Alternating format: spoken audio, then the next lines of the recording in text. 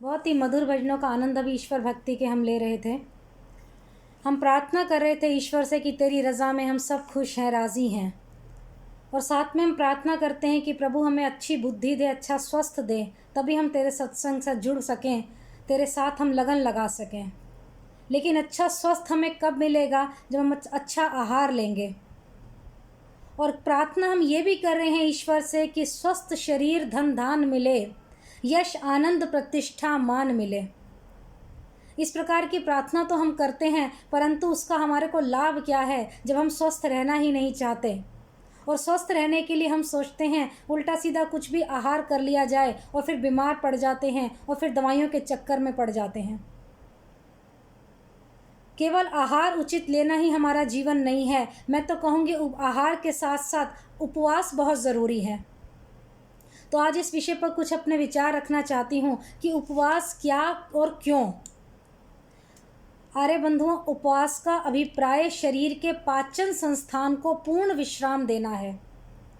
हम प्राकृतिक चिकित्सा में उपवास के बारे में बहुत सुंदर पढ़ते हैं। उपवास एक ऐसी प्रक्रिया है जो शरीर के पाचन संस्थान को आराम देने के लिए की जाती है।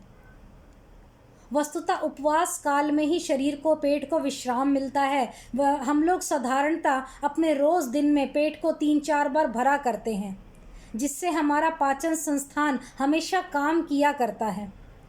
मशीन तो पेट की चलती जा रही है, कुछ ना कुछ उसमें डालते जा रहे हैं।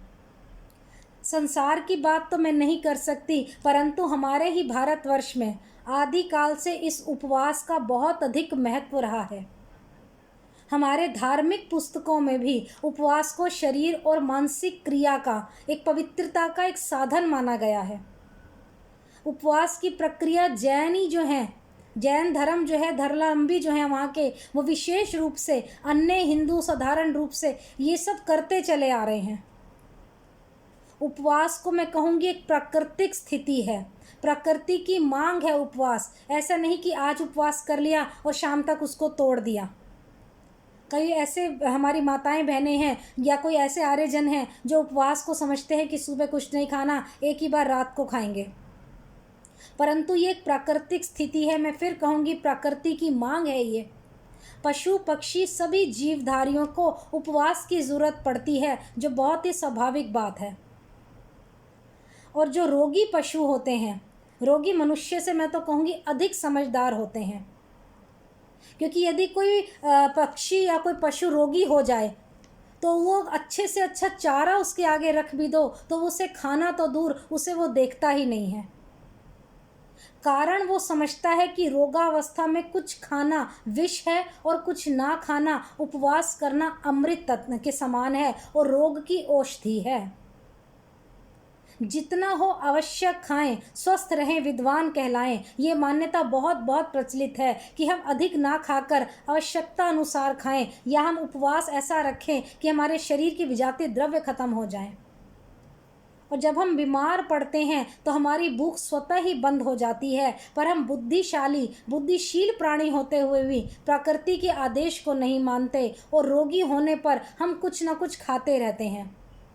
कोई थोड़ा सा बीमार हुआ, किसी को कोई दिक्कत आई, पेट खराब की या ज़ुकाम खांसी की या बुखार की, तो हम फट कहते हैं खिचड़ी बना लीजिए या कोई दलिया बना लीजिए। कुछ ना कुछ हम रोगी को खिलाते रहते हैं।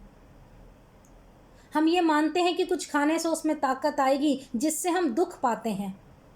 और रोग होने पर रोग के विजातीय द्रव्यों को दूर करने का एक प्रबल साधन उपवास है। हमारे शरीर में इतने विजातीय द्रव्य इकट्ठे हो जाते हैं, उनको किस तरीके से हम निकालें, किस तरीके से हमारा विषैल शरीर से विषय बाहर निकले, उसके लिए उपवास बहुत ज़रूरी है। क्योंकि उपवास काल में शरीर की सारी जीवनी शक्ति केवल और केवल रोग को दूर करने में लग जाती है और उसे दूर करके ही दम लेती है। और यहाँ पर एक बात बहुत ज़रूरी समझ लेनी चाहिए कि यह कि उपवास अपने आप में कोई नवीन शक्ति प्रदान करने वाली क्रिया नहीं है, पर उसके प्रभाव से जो हमारे शरीर में विष हो गया है, अव्यवस्था हो गई है, ये उसको निकाल बाहर करती है, अवश्य निकालती है। और शरीर निरोगी हो जाता है। स्वभावतः शरीर, मैं तो कहूँगी, शक्तिशाली बन जाता है। और इससे ये बात स्पष्ट हो जाती है कि जो रोगी नहीं है, या जिनके शरीर में कोई रोग की स्थिति नहीं है या विष उनके शरीर में नहीं है, उनके लिए उपवास की आवश्यकता नहीं है। लेकिन यदा कदा वो छोटा मोटा उपवास कर लिया करें तो उनका स्वास्थ्य सदैव एक समान बना रहेगा। एकादशी का व्रत रखते हैं, कोई कई बार हफ्ते में कोई साप्ताहिक व्रत रखता है, हमारे लिए बहुत आवश्यक है रखना। और बहुत से लोग जो हैं उपवास को भूखों मरना समझते हैं, बहुत बड़ी भूल करते हैं। मैं आपको पहले भी बता चुकी हूँ कि विष की जो स्थिति है हमारे शरीर में रोगी होने का कारण है। हमें ये जानना चाहिए कि उपवास काल में ये विष जो है सर्वप्रथम नाश को प्राप्त होता है। उसके पश्चात तदुपरांत मैं कह सकती हूँ कि जो संचित पदार्थों से शरीर अपना काम लेता है, जो उसे प्रकृति ने विशेष आवश्यकता पड़ने पर काम आने के लिए पहले ही शरीर में जमा करके रखा होता है। उदाहरण के रूप में मैं कहूँगी, आप और नहीं तो ऊँट का उदाहरण लीजिए, जो मरुस्थल भूमि का जानवर है, उसे कभी कभी हफ्तों में भूखा रहना पड़ता है। और तो उपवास काल में वो अपने जीवन की रक्षा के लिए अपने पीठ पर जो कोहान बना होता है उसमें संचित पदार्थ करके रखता है और पानी की कमी को अपने पेट में संचित थैली से पूरा करता है। तो उपवास काल में हम कहते हैं दुर्बलाने का ये अर्थ नहीं है कि हम लोग उसको कमज़ोरी मान लें। हमारे शरीर के अंदर जो विष है, विजातीय द्रव्य हैं, हमारे शरीर के जो अंदर सब गंध इकट्ठा हो जाता है जिसको निकलना ही निकलना है, प्रकृति जो है उसके पोषण में लग जाती है, हमारा शरीर दुर्बल हो जाता है कई बार, तब हमें जाकर पता लगता है कि हमें वास्तविक भूख लगी है। जब हमने अपना ये उपवास जारी किया होता है तो हमारा शरीर का जो पोषण है उसके अंदर जो स्थित आवश्यक जो हमारे द्रव्य हैं उनको संचित करने में लग जाता है और उनके बिना हमारा शरीर खड़ा नहीं हो सकता। ऐसी धारणा हम रखते हैं जिनके लिए हमारा शरीर संगठित हुआ है।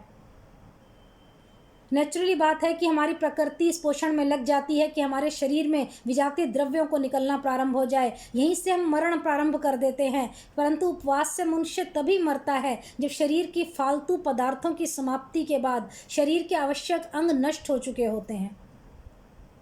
और जब तक मनुष्य के शरीर के आवश्यक अंगों में पोषण प्रारंभ नहीं होता तब तक मनुष्य दुर्बल रहता है। परंतु शरीर के अंगों का जो पोषण आरंभ होता है तो शरीर का कई बार नाश होना भी आरंभ हो जाता है, फिर धीरे धीरे आदमी मर जाता है। यही फ़र्क है उपवास और भूखों मरने का, कि हमारा पोषण खत्म हो गया तभी हम भूखे मरते हैं। उपवास से कभी हम भूखे नहीं मरते। सिर्फ विजातीय द्रव्यों को बाहर निकालने का काम उपवास करता है। ये उपवास एक चिकित्सा पद्धति है। प्रकृति की मांग मैं बार बार कहूँगी बहुत आवश्यक है हमारे शरीर के लिए। प्राकृतिक चिकित्सक डॉक्टर कैटरिंग ने बड़ा ही सुंदर लिखा उपवास और भूखे मरने का अंतर। उन्होंने किस प्रकार स्पष्ट किया, उपवास प्रथम भोजन छोड़ने से प्रारंभ होता है और वास्तविक भूख लगने पर खत्म होता है, और भूखों मरना जो है वास्तविक भूख लगने से प्रारंभ होकर मृत्यु पर समाप्त होता है। अरे बंधुओं, उपवास से न केवल शरीर की विकृति दूर होती है अपितु काम करने वाला हमारा शरीर, उसका मन भी लगता है, आत्मा का भी परिष्कार होता है। क्योंकि वो कहते हैं ना कि उसका रुख जो है ईश्वर की ओर हो जाता है। आप कभी उपवास करके देखिए, आपका मन लगेगा, ध्यान लगेगा, आपकी भक्ति ईश्वर की ओर लग जाएगी। एक बार महात्मा गांधी से किसी ने पूछा, प्रश्न किया, जब भी आपके जीवन में कोई सामने ज़बरदस्त मुश्किल बात आ जाती है तो आप उपवास पर क्यों बैठ जाते हैं? तो इस प्रश्न का उत्तर उन्होंने बड़ा ही सुंदर तरीके से कहा कि अहिंसा के पुजारी के पास ये आखिरी हथियार है कि जब इंसान की अक्ल काम नहीं करती तो अहिंसा का पुजारी उपवास करता है। क्योंकि उपवास से प्रार्थना की तरफ ध्यान, हमारा मन तेजी से जाता है। यानी कि उपवास एक आध्यात्मिक चीज़ है और उसका रुख ईश्वर की तरफ होता है। उपवास शारीरिक, मानसिक और आध्यात्मिक स्वच्छता के लिए एक अपूर्व लाभ है, एक ऐसा उपाय है। किंतु मैं कहूँगी उसका सही लाभ वो उठा सकते हैं जो उपवास की कला में पूर्ण ज्ञानी है, पूर्ण मर्मज्ञ है जो व्यक्ति, और जिसको उपवास के विज्ञान की कोई नॉलेज नहीं है, कोई ज्ञान नहीं है, वो इस विद्या के विशेषज्ञों द्वारा मार्ग उसको अच्छा सा ना मिले या प्रदर्शन उसको, पथ प्रदर्शक उसको ना मिले तो उसके शरीर का हानि भी हो सकती है। उसको ठीक से पालन ना करने पर उसको जान से हाथ भी धोना पड़ सकता है। एक प्रसिद्ध चिकित्सक है, उसके कथा अनुसार मैं पढ़ रही थी, उपवास की उपमा दो धारी तलवार से की जा सकती है। अर्थात यदि उपवास का प्रयोग उसके नियमों के अनुसार हुआ है तो वह अक्सीर बन जाता है, उसका परिणाम अत्यंत लाभदायक होता है। किंतु यदि वही उपवास उन नियमों के प्रतिकूल चला गया तो उल्टे वो शरीर को हानि पहुंचा सकता है, बड़ी से बड़ी हानि। और हमारी निर्मूल धारणा ये होती है कि उपवास का काम भोजन की मात्रा घटा देने से चल जाएगा। कई बार हम भोजन थोड़ा लेते हैं, हम कहते हैं उपवास हो रहा है हमारा, या हम हल्की डाइट पर हैं।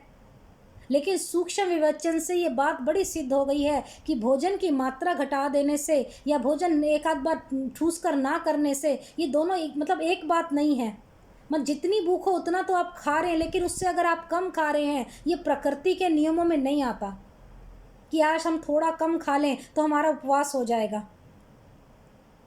प्रयोगों से भी ये बात सिद्ध हो चुकी है कि थोड़ा भोजन आप कर लें, चाहे कितने भी दिन गुजार लें, थोड़े थोड़े भोजन पे उसका कोई विशेष लाभ नहीं होगा। या अन्य आहार पर आप निर्भर हो जाएं, वो आपके लिए बिल्कुल व्यर्थ बात हो जाएगी, कष्टदायक हो जाएगा। उपवास काल में तो मनुष्य शुरू में 2-3 दिन तक कष्ट का महसूस करता है, भोगता है कि थोड़ा कष्ट हो रहा है। किंतु जो थोड़ा थोड़ा भोजन हम रोज करते हैं तो उससे कष्ट तो प्रतिदिन होना ही होना है। तो अनुभव से ये जाना गया कि थोड़ा खाकर रहने से शरीर में दुर्बलता आती है, परंतु उपवास रखने से ऐसा कुछ भी नहीं होता जीवन में। तो आप सभी से मैं यही प्रार्थना करूंगी कि उपवास बहुत ही ज़रूरी है। हम लोग कुछ ना कुछ खाते रहते हैं और ये सोचते हैं कि हम बिल्कुल स्वस्थ रहेंगे, अच्छा खाएंगे तो बिल्कुल हमारा शरीर चलता रहेगा, हमारी आयु लंबी होगी। परंतु उपवास रखने से आपकी आयु लंबी होगी, शरीर के विजातीय द्रव्य निकलेंगे, शरीर का विषैला विष निकलेगा, आपके अंदर के रोग दूर होंगे, बड़ी से बड़ी बीमारियां बिल्कुल ठीक हो जाएंगी। कभी कभी हम व्यक्ति को सिर दर्द हो रहा है, चक्कर से है, या ज़ुकाम खांसी है, या थोड़ा सा बुखार है, पेचिश है, दस्त की समस्या है, मैं यही कहूँगी कि आप आधे दिन का उपवास कर लीजिए, कुछ भी खाने की ज़रूरत नहीं है, आपका ज़ुकाम, आपका बुखार ऐसे ही ठीक हो जाएगा।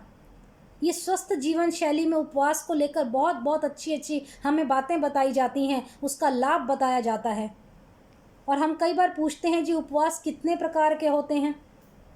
तो उपवास ना कई प्रकार के हैं। पहला है प्रातःकालीन उपवास, जिसमें बड़ा ही सुगम होता है, जिसमें आपको सुबह सुबह केवल और केवल एक ही टाइम का नाश्ता छोड़ देना पड़ता है, केवल दिन में 2 बार ही भोजन लेना है, उसकी व्यवस्था है। अंग्रेजी में इसको नो ब्रेकफास्ट सिस्टम कहते हैं। फिर आता है सायंकालीन उपवास, इसको अर्धोपवास कहा जाता है। इसमें रात का भोजन कम बंद कर देना पड़ता है और केवल एक ही बार भोजन करना होता है। जो पुराने जटिल रोग जिनके शरीर में हैं उनके लिए उपवास बड़ा ही लाभदायक है ये वाला।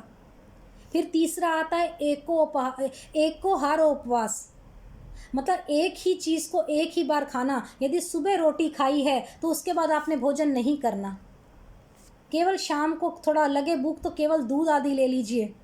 शरीर में थोड़ी बहुत मामूली गड़बड़ी है, इस उपवास के साथ उसका लाभ प्राप्त किया जा सकता है। इससे साधारण व्यक्ति की उन्नति दृष्टिगोचर होती है। फिर चौथा आता है रसो उपवास। इस उपवास में अन्न को और फल आदि ठोस पदार्थ आपने नहीं लेने, केवल फलदार रस लेने हैं, साग सब्जियां, ये सूप पर आपको लेना है। दूध लेना भी आपके लिए वर्जित है, क्योंकि दूध की गिनती भी ठोस पदार्थों में की जाती है। इस उपवास में एनिमा लेने से शरीर की अच्छी सफाई हो जाती है। पांचवा आता है फलो उपवास। केवल कुछ दिन तक रस वाले फलों को लेने पर या शाक सब्जी लेने पर ये सब रखना फलोपवास कहलाता है। इस उपवास में कभी कभी पेट साफ करने के लिए मैं फिर कहूँगी अनीमा का उपयोग भी आपको कर लेना चाहिए। अगर आपके फल अनुकूल ना हो तो केवल और केवल शाक सब्जी पर आप निर्भर रह सकते हैं। छठा आता है दुग्धो उपवास। इसे दुग्ध कल्प भी कहते हैं। कुछ दिन तक 4-5 दिन आपको केवल दूध पीकर रहना है, ये दुग्धोपवास कहलाता है। और जिस दिन दूध का उपवास किया जाए तो उसके लिए आपके लिए आवश्यक है कि गाय का ही धारोषण होना चाहिए और कोई दूध नहीं लेना। मठो उपवास आता है इसके बाद 7वां, इसे मट्ठा कल्प भी कहते हैं। पाचन शक्ति जिनकी कमज़ोर है उनके लिए मठो उपवास बहुत लाभदायक है। लेकिन जो मट्ठा आप लेंगे वो खट्टा नहीं होना चाहिए, इस चीज़ का आपको ध्यान रखना है। 8वां आता है आपका पूर्ण उपवास आता है। स्वेच्छा पूर्वक विशुद्ध ताजे जल के अतिरिक्त किसी प्रकार की खाद्य वस्तु को आपने ग्रहण नहीं करना, इसको आप पूर्ण उपवास कह सकते हैं। इस उपवास से संबंधित कई कई नियमों का आपको पालन करना पड़ सकता है। 9वां आता है साप्ताहिक उपवास, जो मैं आपको अभी कह रही थी। कुछ लोग रविवार को उपवास रखते हैं, ये सप्ताह में एक दिन रखते हैं। इसको बड़ा सावधानी से रखना है। इससे साधारण व्यक्ति जो है, कोई छोटा मोटा उसको कोई रोग है वो दूर हो जाता है और रोग आने की संभावना कम हो जाती है। फिर आता है टूट उपवास। साप्ताहिक के बाद है लघु उपवास, 10वें नंबर पर है। इसको 3 दिन से लेकर 7 दिन तक आपको पूर्ण करना है। फिर 11वां आता है कड़ा उपवास, असाध्य रोगों के लिए कड़ो उपवास। जैसे कहते हैं ना, किसी चीज़ का कड़ाई से पालन करना, नियम से पालन करना, इसमें बड़ी ध्यान रखना पड़ता है। फिर 12वां आता है टूट उपवास, 2 से 7 दिन तक उपवास करना है और हल्के प्राकृतिक भोजन पर रहना है। और ये नियम तब तक जारी रहता है जब तक आपका कोई अभिष्ट सिद्धि आपको ना प्राप्त हो जाए। अंत में आता है आपका दीर्घ उपवास। ये बहुत दिनों तक चलने वाला, इसका निश्चित समय पहले से निर्धारित नहीं होता। 21 दिन से लेकर 50-60 दिन तक ये निर्धारित होता है। और ये उपवास तभी भंग किया जा सकता है जब आपको स्वाभाविक भूख जान पड़े अपने अंदर से, अथवा विजातीय द्रव्य आपके शरीर से पच चुके हों, निकल चुके हों और शरीर को और पचाने की, अवयवों को पचाने की नौबत ना आए। ये है दीर्घ उपवास। अरे बंधु, हम उपवासों के बारे में सिर्फ यही सुनते आए हैं कि हम खाली पेट रहें हमारा उपवास हो जाएगा, परंतु ये 12-13 तरह के जो उपवास हैं, इनको यदि हम जीवन में अपना लें, किसी एक को भी का भी पालन कर लें, तो हम स्वस्थ रह सकते हैं और कई रोगों से दूर रह सकते हैं। और ये सब व्रत उपवास कितने दिन करने चाहिए, कई लोग प्रश्न पूछते हैं। ये केवल व्यक्ति की प्रकृति पर, उसकी आवश्यकता पर, इन बातों पर निर्भर करता है। इसके लिए कोई नियम नहीं बनाया जा सकता। कोई 5 से 7 दिन का पूर्ण उपवास कर सकता है, लेकिन कोई विषय वाला जो व्यक्ति है, लोलुप व्यक्ति है, लालची व्यक्ति है, दुराचारी व्यक्ति है, वो ये लंबे उपवास नहीं निभा सकता, उसके लिए ठीक नहीं है। इसके विपरीत आपने शुद्धि करनी है, वृत्ति करनी है, धार्मिक विचारों वाले व्यक्ति हैं, सदाचारी व्यक्ति हैं, लंबे उपवास से आपको विशेष रूप से लाभ मिलेगा, आपके अनुकूल होंगे। आपके उत्तम स्वास्थ्य के लिए आप 1 दिन का उपवास कर सकते हैं, रविवार को एकादशी का कर सकते हैं, प्रतिवर्ष 8, 10 या 15 दिनों का उपवास कर सकते हैं। इससे आपको बड़ा लाभ होगा। जो लोग दुर्बल नहीं हैं वो 7 दिन का उपवास का लाभ उठा सकते हैं। तो ये धीरे धीरे उपवास का आप प्रयास करिए करने का, अपने शरीर को स्वच्छ रखने का, अपने जीवन को आनंदित रखने का आप प्रयास कीजिए। और अगर आपको कुछ उपद्रव या शमन आपके शरीर में आते हैं, जैसे चक्कर आना, मूर्छा आना, या मूत्र रोध हो जाए आपको, या आपको अतिसार की दिक्कत आए, या सिर दर्द की दिक्कत आए, तो उसके लिए भी इनके नाशक के लिए बहुत बहुत सरल उपाय हैं कि रोगी को किस प्रकार से हमें सहायता देनी चाहिए। उसके सिर पर ठंडा पानी डालना, या उसे गर्म पानी पिलाते रहना, या उसके पैरों को ऊपर रख के रक्त का प्रवाह नीचे करना। इस प्रकार अनेक उसके शमन हैं। कई बार हृदय में दर्द हो जाता है, नाड़ी की गति मंद हो जाती है। ये लक्षण आम देखने को आते हैं जो खतरनाक नहीं होते। लंबा उपवास करने से कई बार ऐसी व्यवस्था हो जाती है जो खतरनाक हो, परंतु उपचार हमें जल्दी मिल जाता है, क्योंकि प्राकृतिक चिकित्सक का जो डॉक्टर है वो इस इलाज को बताता है और करता है मरीज़ के लिए। इसलिए मैं यही प्रार्थना करूंगी कि कभी कभी अपने शरीर की तरफ ध्यान देना, मैं कहूँगी रोज़ ही आवश्यक है आपको अपने शरीर का ध्यान देना। आप स्वस्थ होंगे तो सत्संग में जुड़ पाएंगे, स्वस्थ होंगे तो परिवार के लिए कुछ कर पाएंगे, अपने राष्ट्र के लिए, अपने देश के लिए कुछ कर पाएंगे। यदि आप शारीरिक रूप से स्वस्थ नहीं हैं तो आप अपने लिए कुछ भी नहीं कर सकते। आरोग्य आपको जीवन में होना चाहिए, रोगों से मुक्ति आपको प्राप्त करनी है। उपवास करने की प्रथा उतनी पुरानी है जितनी मनुष्य जाति, ये कहना गलत नहीं होगा। बाइबल, कुरान आदि पुस्तकों में, हिंदू ग्रंथों में इसके अनगिनत प्रमाण मिलते हैं। ये विषय मुझे बहुत अच्छा लगता है, इसलिए आज मैंने इस विषय को चुना। हम अलग अलग विषयों के बारे में सुनते हैं, समझते हैं, उनको अपने जीवन में उतारने का प्रयास करते हैं। तो मैं अंत में आपसे यही प्रार्थना करूंगी, उपवास को अपने जीवन का नियम बनाइए, उसको अपने जीवन में उतारने का प्रयास कीजिए। जो हमारे शरीर में दैनिक क्रियाएं हो रही हैं, दैनिक क्रियाओं को अगर आपको स्वस्थ रखना है, सुंदर बनाना है, दैनिक क्रियाओं को, आपके विजातीय द्रव्यों को निकालना है, तो आपके लिए उपवास सबसे लाभदायक है। तो उपवास को करना आपके लिए, सभी के लिए बहुत लाभदायक है। इसके शमन के लिए भी आप प्रयास कीजिए। शरीर को अच्छे से अच्छे स्वस्थ रखते हुए, निरोगी रखते हुए अपने जीवन को स्वच्छता से जिए और वेदमय, योगमय और यज्ञमय जीवन बनाने का प्रयास कीजिए। इन्हीं बातों के साथ अपनी वाणी को विराम दूंगी। उपवास अवश्य करिएगा। बहुत बहुत धन्यवाद। बहुत बहुत